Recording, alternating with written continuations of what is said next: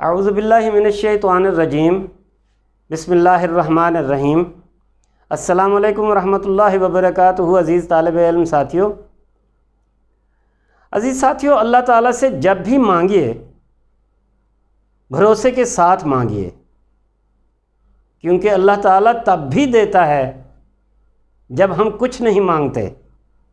تو پھر یہ کیسے ممکن ہے کہ ہم مانگیں اور وہ عطا نہ کرے؟ بارگاہ الہی میں دین و دنیا، عزت، سلامتی اور دائمی خوشیوں کے لیے دعا گو ہوں۔ رب کریم آپ کی ہر مشکل آسان فرمائے اور ہمیشہ اپنی پناہ میں رکھے، آمین۔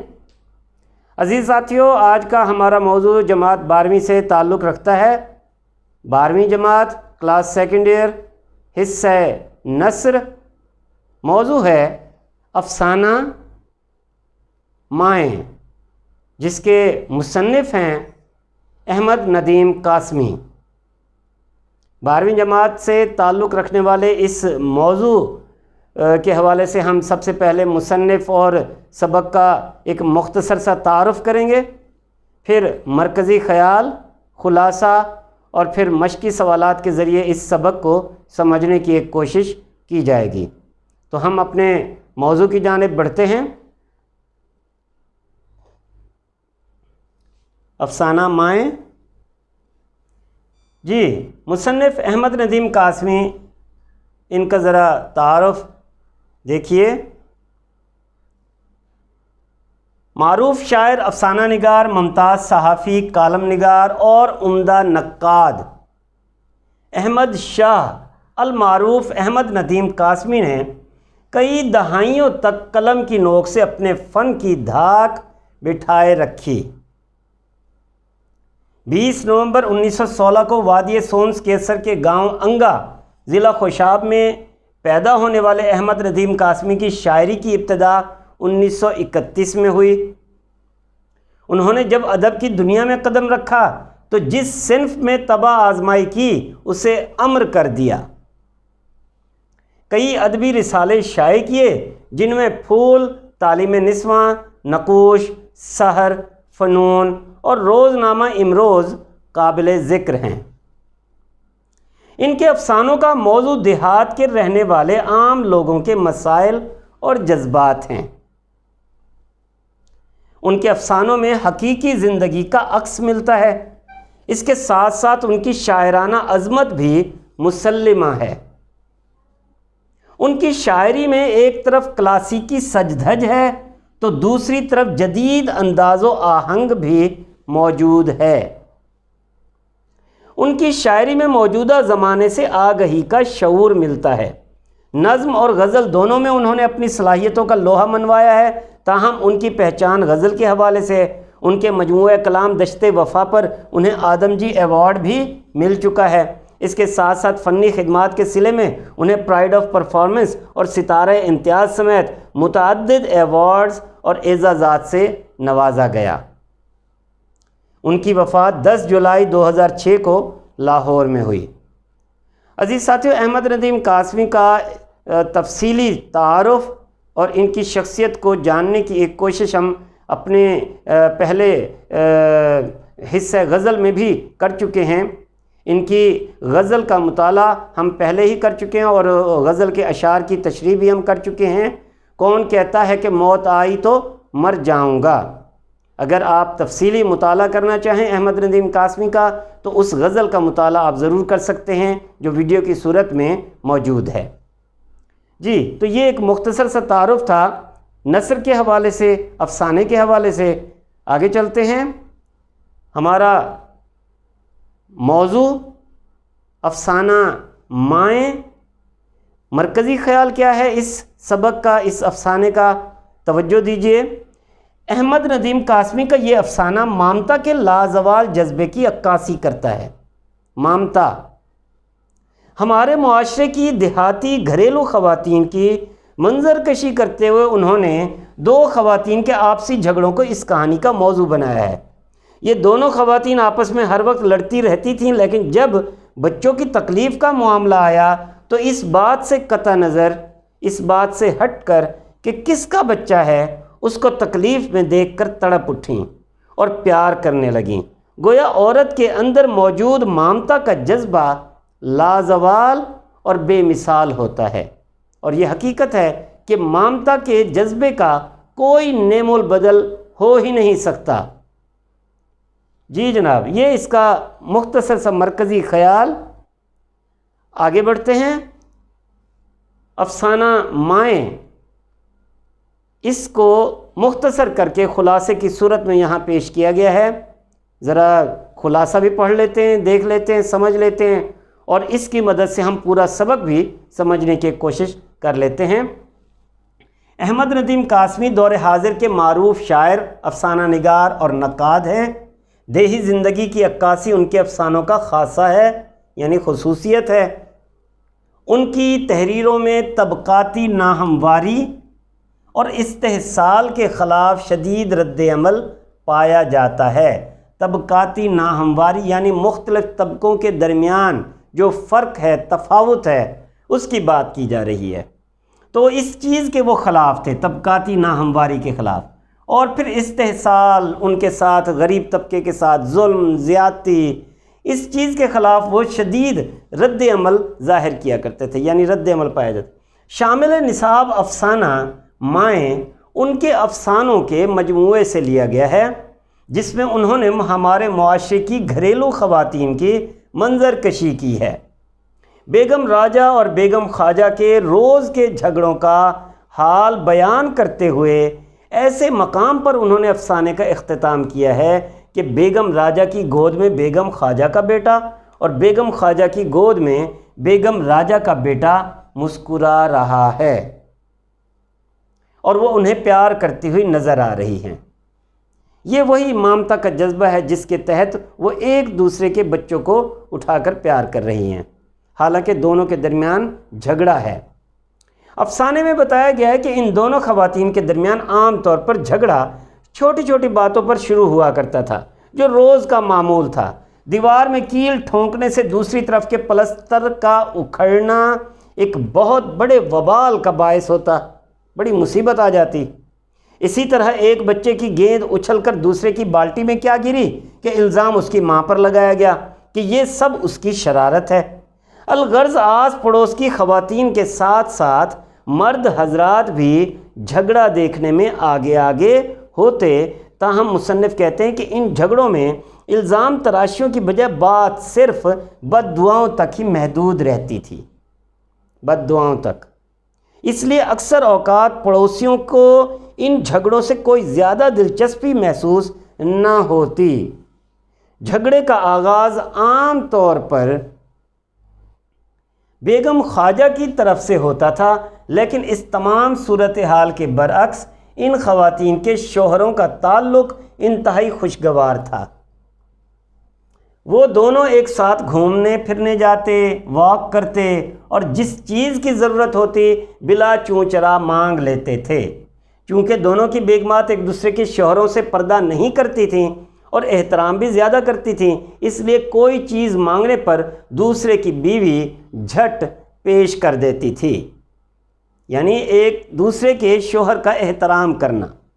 افسانے کے اختتام پر بیگم خواجہ کی طرف سے جھگڑے کا سلسلہ یوں شروع ہوا کہ بیگم راجہ کے بیٹے نے بیگم خواجہ کے بیٹے کو پینسل کی نوک سے زخمی کر دیا تھا، اور اس پر بیگم راجہ اپنے بیٹے کو 2-3 تھپڑ رسید کر دیتی ہیں۔ یوں دونوں ایک دوسرے کے بچوں کو پیار کرتی ہیں، پہلے دونوں رونے کا فریضہ سر انجام دیتی ہیں اور پھر کہکے لگاتے ہوئے بے اختیار ہنستی چلی جاتی ہیں۔ تو یہ ایک افسانہ ہے، ایک ایسی کہانی جس میں ہمیں دلچسپی بھی محسوس ہوتی ہے، اور ایک ایسا معاشرہ بھی سامنے آتا ہے کہ جس میں عورتیں بھلے کتنا ہی لڑ جھگڑ لیں مگر مامتا کا جذبہ ان میں ضرور ہوتا ہے۔ جی، تو یہ ایک خلاصہ تھا۔ آگے چلتے ہیں۔ اب ہم آتے ہیں مشقی سوالات کی جانب، اور مشقی سوالات کی مدد سے ہم اس سبق کو، اس افسانے کو سمجھنے کی ایک اور کوشش کرتے ہیں۔ جی دیکھیے ذرا، سوال نمبر 1، دونوں بیگمات کے برعکس ان کے شوہروں کے تعلقات کیسے تھے؟ دونوں بیگمات کے برعکس ان کے شوہروں کے تعلقات کیسے تھے؟ تو افسانہ مائیں میں مصنف احمد ندیم قاسمی بتاتے ہیں کہ دونوں بیگمات کے برعکس ان کے شوہروں کے تعلقات آپس میں نہایت خوشگوار تھے۔ وہ دونوں واق کو ایک ساتھ چلتے اور بوقت ضرورت ایک دوسرے کے گھروں سے بلا تکلف ضرورت کی چیزیں بھی منگوا لیا کرتے تھے۔ جی امید ہے کہ آپ سمجھ رہے ہوں گے۔ ساتھ ساتھ یہ دونوں چیزیں، بیگمات کے برعکس ان کے شوہروں کے تعلقات آپس میں نہایت خوشگوار تھے اور واق پر بھی ایک ساتھ جاتے، اور اگر کوئی چیز چاہیے ہوتی تو وہ ایک دوسرے کے گھر سے بلا تکلف منگوا لیتے تھے۔ اگلا سوال دیکھیے، لڑائی کا آغاز عموماً کس کی طرف سے ہوتا تھا؟ لڑائی کا آغاز کس کی طرف سے ہوتا تھا؟ تو افسانہ مائیں میں مصنف احمد ندیم قاسمی بتاتے ہیں کہ جھگڑے کا آغاز عموماً بیگم راجہ کی طرف سے ہوتا تھا۔ بیگم خواجہ کا قصور صرف یہ ہوتا تھا کہ وہ جھگڑے کے آغاز کے انتظار میں ہوتی تھیں کہ کب جھگڑا شروع ہو اور کب ہم لڑنا شروع کریں۔ جھگڑے کے آغاز کے انتظار میں ہوتی تھیں بیگم خواجہ، ٹھیک ہے جی، اور یہی ان کا قصور ہوتا تھا۔ اصل میں جھگڑا بیگم راجہ کی طرف سے ہوتا تھا شروع۔ جی زلزلہ آنے پر بیگم راجہ کا رد عمل کیا تھا؟ کیا ری ایکشن تھا بیگم راجہ کا؟ افسانہ مائیں میں مصنف احمد ندیم قاسمی بتاتے ہیں کہ بیگم راجہ سمجھیں کہ بیگم خواجہ نے ساتھ والے کمرے میں پلنگ گھسیٹا ہے۔ جب زلزلہ آیا تو بیگم راجہ یہ سمجھیں کہ بیگم خواجہ نے ساتھ والے کمرے میں پلنگ گھسیٹا، جس کی وجہ سے کمرہ ہلنے لگ گیا ہے۔ وہ یہ نہیں سمجھ پائیں کہ زلزلہ ہی آیا تھا۔ وہ فوراً اپنی کھڑکی کی جانب لپکیں لڑنے کے لیے اور بیگم خواجہ کو برا بھلا کہنے لگیں۔ بیگم خواجہ نے سنا تو وہ زلزلے کو بھول گئیں۔ پھر جب شوہروں نے اپنی اپنی بیگم کو آیت الکرسی پڑھنے کو کہا کہ زلزلہ آ رہا ہے، آیت الکرسی پڑھنا شروع کر دیں، تو تب بیگم راجہ سمجھیں کہ یہ قصہ کیا ہے اور دھپ سے وہیں بیٹھ گئیں، یعنی جھگڑا چھوڑ دیا۔ وہ زلزلے کا ڈر اور خوف ان کے ذہن پر سما گیا۔ تو یہ ایک کیفیت تھی کہ بیگم راجہ جو تھیں وہ انتظار میں تھیں۔ انہوں نے جب دیکھا کہ پلنگ گھسیٹا گیا ہے، یہ نہیں سمجھا کہ زلزلہ آ گیا ہے، بلکہ انہوں نے سمجھا کہ شاید یہ پلنگ گھسیٹا گیا ہے بیگم خواجہ کی طرف سے۔ تو اس طرح سے یہ سلسلہ چلا۔ آگے چلتے ہیں۔ سوال نمبر 4، محلے کے بزرگ کے سمجھانے پر راجہ صاحب کا جواب کیا تھا؟ محلے کے بزرگ کے سمجھانے پر تو راجہ صاحب نے کیا جواب دیا؟ دیکھیے افسانہ مائیں میں مصنف احمد ندیم قاسمی بتاتے ہیں کہ محلے کے بزرگوں کے سمجھانے پر راجہ صاحب نے نہایت ادب سے کہا کہ یہ حضرت یہ عورتوں کا معاملہ ہے اور ہم آپ ان کے معاملے میں دخل دیتے ہوئے کچھ اچھے نہ لگیں گے۔ آپ اگر اپنی بیگم کو ان دونوں بیگمات کے پاس بھیج کر انہیں سمجھا سکیں تو بہت خوب، ورنہ یہ کوئی خاص بات نہیں، اکٹھے رکھے ہوئے دو برتن بھی ٹکرا کر بج اٹھتے ہیں، پھر یہ تو دونوں جیتی جاگتی عورتیں ہیں۔ تو یہ ان کا جواب تھا راجہ صاحب کا۔ جی اگلا دیکھیے، پانی کی بالٹی میں گیند گرنے پر دونوں بیگمات کا کیا موقف تھا؟ پوائنٹ آف ویو کیا تھا؟ ان کا کہنا کیا تھا؟ پانی کی بالٹی میں گیند گرنے پر دونوں بیگمات کیا انہوں نے کہا؟ افسانہ مائیں میں مصنف احمد ندیم قاسمی بتاتے ہیں کہ پانی کی بالٹی میں گیند گرنے پر دونوں نے جان بوجھ کر گیند بھگو دی تاکہ گیلی مٹی سے بھر جائے اور مٹی سے بچے کے ہاتھ بھر جائیں، ہاتھوں سے وہ اپنے کپڑے خراب کر لیں اور بیگم راجہ کو پھر سے کپڑے دھونے پڑ جائیں، اس طرح صابن اور وقت الگ ضائع ہو۔ ادھر بیگم خواجہ کا اصرار تھا کہ گیند بچے نے نہیں، بیگم راجہ نے تاک کر بالٹی ہی میں پھینکی ہے تاکہ پانی خراب ہو جائے اور بہشتی سے یعنی ماشکی سے جو پانی بھر کر لانے والا تھا سکے سے پانی کا مشک دوبارہ بھروانا پڑ جائے۔ جی یہ ان دونوں بیگمات کا موقف تھا۔ آگے چلتے ہیں۔ بچے کا زخم دیکھ کر بیگم راجہ نے کیا رد عمل ظاہر کیا؟ جب ایک بچے کو پینسل کی نوک چبھوئی گئی اور خون نکلا تو اس کو دیکھ کر بیگم راجہ نے کیا رد عمل ظاہر کیا؟ افسانہ مائیں میں وہی احمد ندیم قاسمی، یہ ایک طریقہ ہے کہ ایک ہی سوال آنا ہے تو اس کا پھر مکمل ریفرنس آپ کو حوالہ جو ہے نا وہ ضرور دینا ہے، اس میں سبق کا نام بھی اور پھر مصنف کا نام بھی۔